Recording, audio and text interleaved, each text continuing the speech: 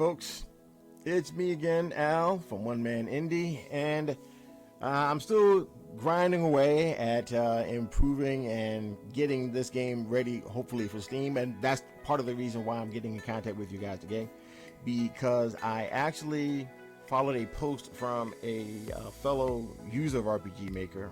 His name is Freddie. He has a game up called Killer Jin. We're in the same Facebook group, and he actually posted a kind of a walkthrough on how to update your RPG Maker MV or MZ with the latest version of this NW.js. So, excuse me. That's what I did for my version of RPG Maker, and the tutorial is platform specific, meaning it's going to be either for Windows, Linux, or Mac. And so he has 3 different sections on how to go through the update process for each one. Now, once you've updated it, you don't have to do it anymore again, unless you want to, keep up with the Joneses and keep updating your version of NW.js. But once you've done it, then that's it, and it's supposed to dramatically improve how the platform works on your computer, whichever one you have. So let's just stop this. As you probably noticed in a bit of the opening credits, you saw that the window surrounding the playback or the test play was a different color. I literally just recently updated it myself, and I noticed I didn't think it acted any differently, but I think it might have screwed up my save, so that's why I'm gonna start over again with a new save and see how that works. Maybe the change in how it works maybe made some errors here, so I just have to fix that probably with a new save, and that'll probably work fine. But what I did was, and I know he has a video that followed that I guess he went through the process as well. I'm just going to document how it worked for me and what happened, so you kind of have like more of an expectation from what's happening now. I think when he did it, I think the version was, it would update it to 4.9.2, and as you can see here, this is 52.0. So maybe some things have changed, so I'm just documenting what happened with my experience. So the first thing that you would need to do to update it is you're going to need to go to this particular website right here.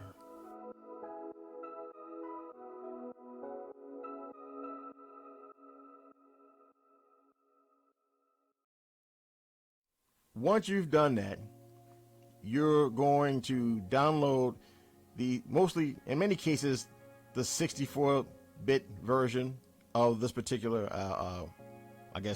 update for NW.js, this particular folder or file. I got the ones for Windows 64-bit, and you're going to get the SDK version. Once you've done that, you're going to have a zip file, and the zip file is going to be, I actually accidentally got this, and I need to delete that because I don't need that. And let's see, and I don't need the Linux, I'm not using Linux. But you will actually get this particular file here.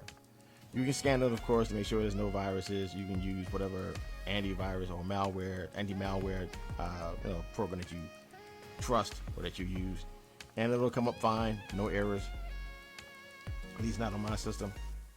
And then what you'll do is you'll extract it, and now once you've extracted it, you're going to need to locate where your files for RPG Maker, the actual program itself, the files that is in it yourself. So what I did was, seeing how I've already bought RPG Maker directly from what you want to call it, Katakawa, or from the official website itself.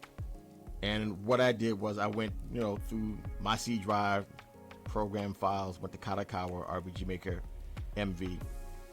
And when you do that, you're going to see all these different folders here. The ones that's going to interest you is going to be this one and this one, these two right here.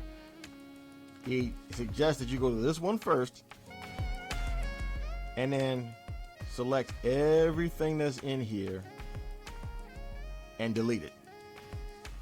Now, I've already done this already, so I'm not going to do it again, but when you get to this folder, delete everything that's inside of it.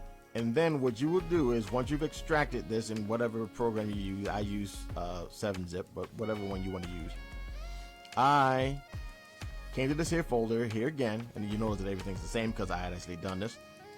And you select everything, you copy it, and then you paste it into this. And then once you're done with that, you scroll out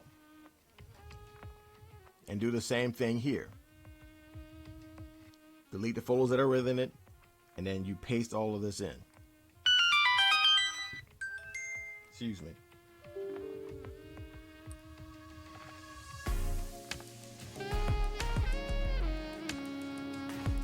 Once you've done that, then you're pretty much done. That's pretty much it. Now, towards the end of this, oh, I forgot to tell you. This part right here, I think I forgot to do it on that one. Crap. Hold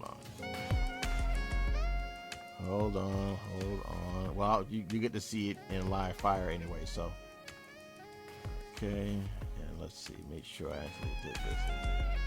So you have to name this part, this folder right here, where it'll initially be named NW.exe. You have to name or rename this to game.exe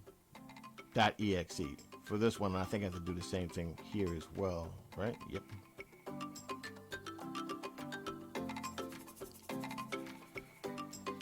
I'm gonna name that game.exe. Yes. It's going to ask you to continue to do that, and you're going to say yes. Now, at that particular point, everything is done. So, you're going to have to get rid of the file called Chrome driver. So, I think I already did that with this one. Let's go back up and see what I can do. This one, it told you to get rid of this. So, I already got rid of it. Okay. No. I didn't. So let me just. I don't know why I didn't. So I got rid of it.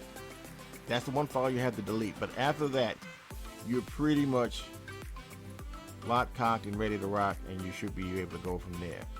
Now, there is a suggestion in the middle of that of updating your Pixie or your Pixie.js file. This was actually within your project, and you will find that within JS in libs, and you find that here. This one is a recommendation that he says on his part to actually update it. Personally, I don't think that's a good idea. When I try to do that and I try to do a practice, to test the game out, I got a whole bunch of errors. So I would say, if you're going to start up with a new project, maybe that might not be a problem. But when I did it with the project I already had, that caused an error. So when I reverted it back, because thankfully I have OneDrive. And I would make that suggestion to anyone. If you are working in any kind of game development, get OneDrive. It only costs about $11 a month. You can write it off as a business expense if you're going to make this into an actual job of business. But get OneDrive, because with OneDrive, you have the ability of, once you go online, you can actually go back and restore the version of any files that's within your system that you messed up. So there's that. And if you want to walk through on how to do that, I guess if enough people ask for that, I can make one. It's not that hard to do. But if people are interested in it, I can actually help them in regards with that. That's not a problem. So, caveat emptor on that. But after that, your game will work fine. There'll be a few little changes here and there, but I didn't really notice that it performed any differently, personally. But because I want to update, because I want to add Steam achievements to this game, because I do want to get it on Steam, you have to update it to that point so that you can do so. From his suggestion, it's easier to do it once you have it updated instead of going with the older version, where I think the process was a little bit longer and drawn out. So I'll see if that's easier. I probably figured it was a good time to maybe update RPG Maker anyway, because I wanted to make things maybe a little bit more modern. Maybe see how things will work with a because the version I had was like 0.25 of NW.js. So yeah, I figured it was a good time to update it. So that's what I did. Now what I'm going to do is I'm going to see what all I need to do to update or add to the game in regards with actually adding Steam achievements. Do I need to actually make a Steam page? If I'm going to do that, then I probably would do that first before doing it, but I'm going to read the documentation again just to make sure I got it right. So at this particular point, I'm going to stop right now.